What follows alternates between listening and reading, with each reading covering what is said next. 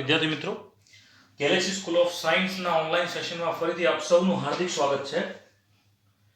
પ્રશ્ન નંબર 2.26 માં ધોરણ 11 એવો દાવો કરવામાં આવે છે કે જો કોઈ પણ જાતના ખલેલ વગર 100 વર્ષ સુધી કોઈ પણ જાતના ખલેલ વગર 100 વર્ષ સુધી બે સીઝિયમ ઘડિયાળોને ચલાવવામાં આવે તો તેમના સમયમાં માત્ર 0.02 સેકન્ડનો તફાવત મળે છે. કોઈ પણ વસ્તુ કર્યા વગર સીઝિયમ ઘડિયાળ ચલાવવામાં આવે તો એમાં આટલો તફાવત મળે છે. 1 સેકન્ડનો સમય અંતરાલ માપવા માટે આ પ્રમાણભૂત ઘડિયાળોની ચોકસાઈ શું સૂચવે છે? એટલે હવે આપણે ચોકસાઈ શોધવી છે. હવે ખાસ કરીને પહેલા તો આપણે સમયની વાત કરીએ તો આપણને જે સમય આપેલો છે t બરાબર 100 વર્ષ આ છે આપણા પાસે સમય. તો આ 100 વર્ષને પહેલા આપણે સેકન્ડમાં ફેરવીએ તો કઈ રીતે થઈ શકે? તો સૌપ્રથમ 100 ગુણ્યા 365.25 આ એની પરફેક્ટ વેલ્યુ છે ગુણ્યા 24 ગુણ્યા 3600 365.25 દિવસો 24 કલાક અને 1 કલાકમાં 3600 સેકન્ડ. એટલે આખા સમયને આપણે સેકન્ડમાં ફેરવવા માટે વાત કરી રહ્યા છીએ. બીજી એક વસ્તુ તમને એક બહુ વસ્તુ કહું, 365.25 કેમ આવ્યું? કારણ કે દર 4 વર્ષે એક આપણા પાસે લીપ યર આવે છે. લીપ યર એટલે કે ફેબ્રુઆરી મહિનામાં એક દિવસ વધારે એટલે કે 29 દિવસ, રાઈટ? તો આનું કેલ્ક્યુલેશન કરતા આને ગુણાકાર કરતા આપણા પાસે કિંમત આવે છે 3.15576 ગુણ્યા 10⁹ સેકન્ડ. બરોબર. હવે સમયનો તફાવત જે છે જેને આપણે ડેલ્ટા ટી કહી શકીએ એ 0.02 સેકન્ડનો છે. તો શું થઈ શકે? ડેલ્ટા ટી અપોન ટી આપણે આ ત્રુટિમાં શોધ્યું હતું 1 સેકન્ડ તફાવત શોધવા માટે. તો 0.02 ભાગ્યા 3. ગુણ્યા 10⁹ આ બે હટાવો એટલે અહીંયા ગુણ્યા 10⁻11 થાય, રાઈટ? 11 થાય એટલે આને ભાગાકાર કરો 2 વડે એટલે આપણા પાસે જે પણ કિંમત આવે એમાં પોઈન્ટમાં આગા પાછું કરીએ તો આપણા પાસે કઈ કિંમત આવી 6.34 ગુણ્યા 10⁻12. એટલે અંદાજિત આપણે વાત કરીએ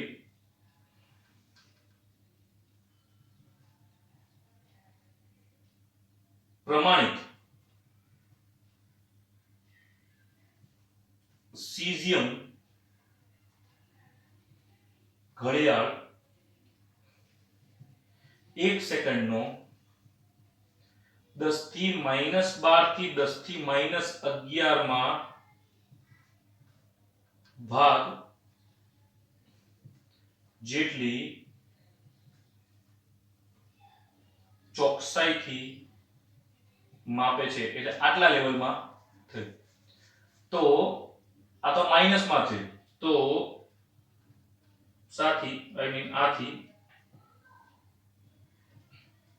10⁻11 થી 10⁻12 માં 1/ની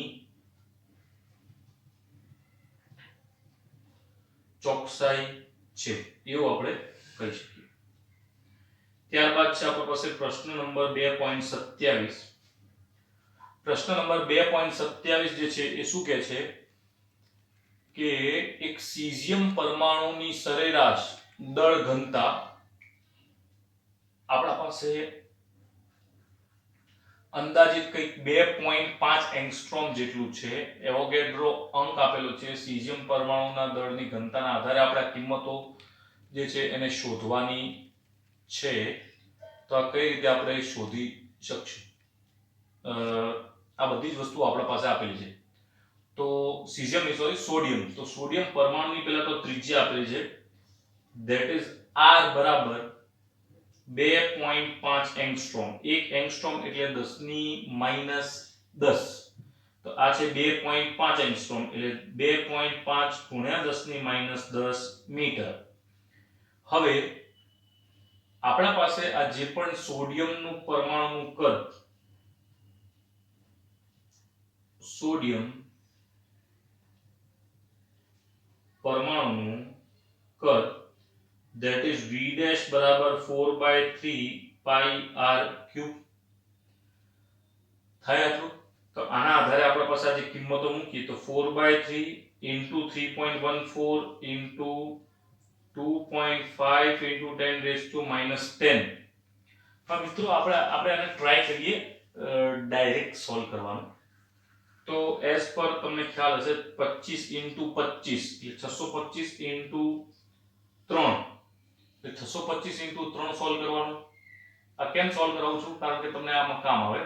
આ 3 ને 3 ને એપ્રોક્સિમેટલી કટ કરી દો અને 625 into 3 કરું એના કરતા એક કામ કરી શકો છો કે 25 into 4 એટલે 100 into 100 વડે કરવાનું, પોઈન્ટ ને આગા પાછા કરી દો, એના આધારે તમે સોલ્વ કરી શકો છો. જો આપણે આ ડાયરેક્ટ સોલ્વ કરીએ વિધાઉટ કેલ્સી તો 4/3 into 3.14, હવે આ પોઈન્ટ ઘટાડી દઈએ એટલે આ પોઈન્ટ ઘટાડો એટલે ભાગાકારમાં 10 આવે, બરોબર?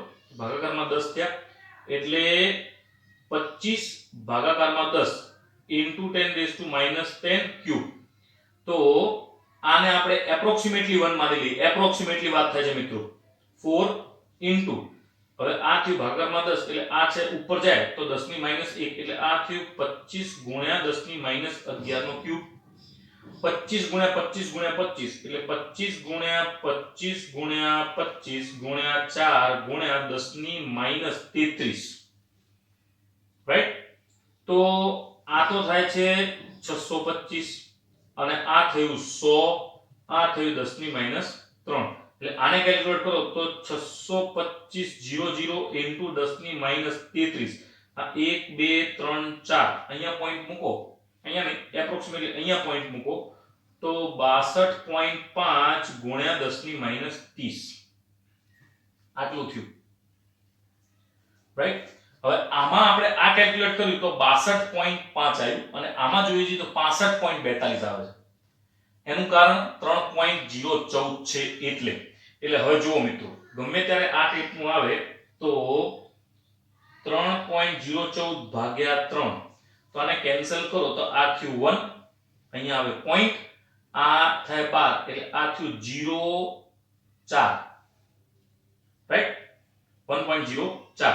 હવે આને આપણે આના સાથે ગુણાકાર કરીએ તો એના આધારે એપ્રોક્સિમેટલી આપણે જે પણ આન્સર ગણી શકીએ ધેટ ઇઝ 1.04. હજી કેલ્ક્યુલેટ કરવું હોય તો પાછળ 2 આવે છે, 0 મૂકી શકો, 20 એટલે 6, 1.046 આ રીતનું આપણા પાસે કેલ્ક્યુલેશન થાય છે. આને આપણે બધું કેલ્ક્યુલેટ કરીએ તો આપણા પાસે આવે છે 65.42 ગુણ્યા 10 ની -30 મીટર ક્યુબ. જોઈ જશો આ, બરોબર? આ કદાચ કેલ્ક્યુલેશન કરી શકો છો, તેમ છતાં હું પણ અહીંયા એક કેલ્ક્યુલેટ કરી લઉં છું મિત્રો. તો આઈ હોપ તમને અને મને કોઈ પણ વાંધો ન આવે, right? I can find out the calculator, just a minute, એટલે આપણે ક્લિયરિટી થઈ જાય કે આપણે જે પણ કરી રહ્યા છીએ ધેટ ઇઝ નોટ રોંગ. કેલ્સી, find it out, that is 62.5 into 1.046 એ 65.375 જેવું આવે છે એટલે 65.42 એટલે એપ્રોક્સિમેટલી તમે આન્સર્સ કેલ્ક્યુલેટ કરી શકો છો આના આધારે જ. તો એમાં કોઈ પ્રોબ્લેમ નથી, રાઈટ? આઉટ તો 1.0466666 જેવું આવશે. તો હવે આ તો આપણા પાસે કિંમત મળી આવ્યા. આફ્ટર ધેટ આપણે સૌને ખબર છે કે એક મોલમાં રહેલા પરમાણુઓના n ની સંખ્યા ધેટ ઇઝ n બરાબર 6.023 into 10 raised to 23 આ છે એવોગેડ્રો નંબર. તો v બરાબર કેપિટલ N ઇન્ટુ v. આ કેપિટલ N સાથે ગુણાકાર કરો, v ડેશ ને ગુણાકાર કરો, આ છે v ડેશ, આમાં ગુણાકાર કરીએ તો આપણા પાસે કુલ કેટલી સંખ્યામાં થાય છે એની આધારે કિંમત મળી શકે. Into 6.023 into 10⁻23. એટલે આનું કેલ્ક્યુલેશન કરતા આપણા પાસે કઈ કિંમત આવે છે 394.02 into 10⁻7, which is equals to 3.94 into 10⁻5 meter cube. This is V. આ આપણા પાસે કદ આવી. હવે આ તો કદની વાત કરી. નેક્સ્ટ આપણે વાત કરીએ છીએ કે સોડિયમ ના 1 મોલ પરમાણુનું દળ બરાબર પરમાણુ ભાર એવું કીધેલું છે. સોડિયમ ના 1 મોલ પરમાણુ દળ બરાબર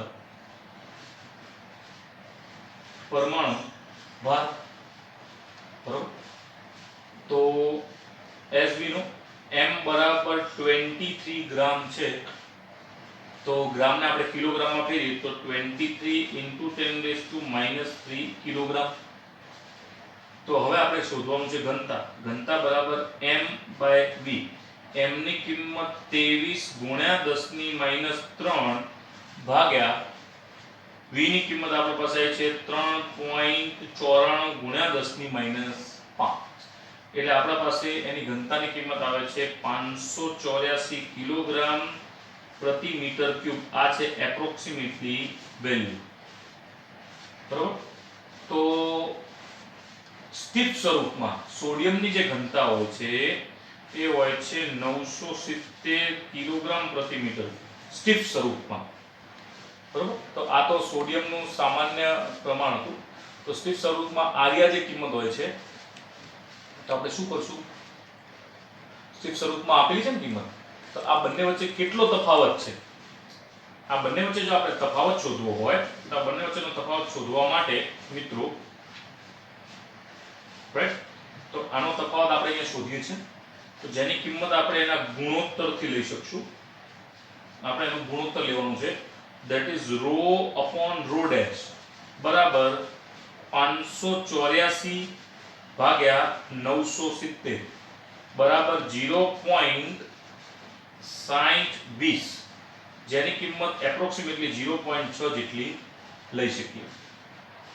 બંનેની ઘનતા સમાન ક્રમમાં 10⁻³ ના ઘાતમાં છે, કારણ કે ધન સ્વરૂપમાં પરમાણુઓ મજબૂતીથી જકડાયેલા હોય. તેથી પરમાણુનું જે દળ છે, દળ ઘનતા, એ ઘનતાની દળ ઘનતાથી ખૂબ જ નજીક છે. બરોબર. એટલે આપણે એનું 10⁻³ ની કોઈ વાત કરતા નથી. એટલે આ એની મળી ગુણોત્તર. બરોબર છે મિત્રો.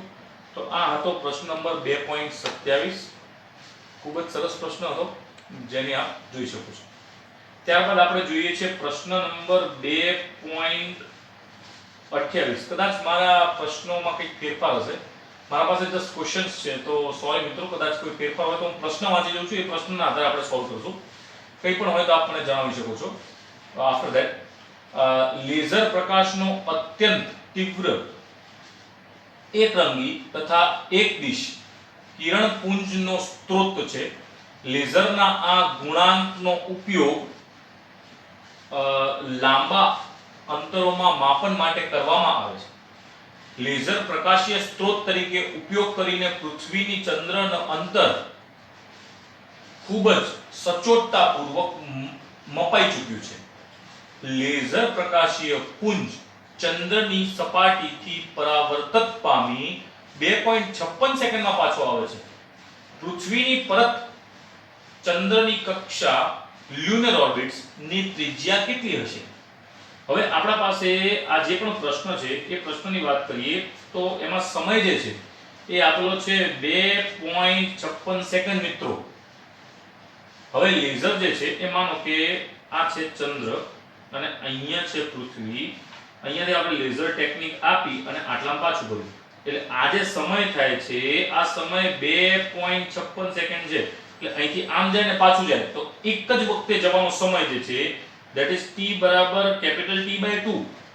તો જેની કિંમત છે 2.56 ભાગ્યા 2 તો that is 1.28 સેકન્ડ. રાઈટ.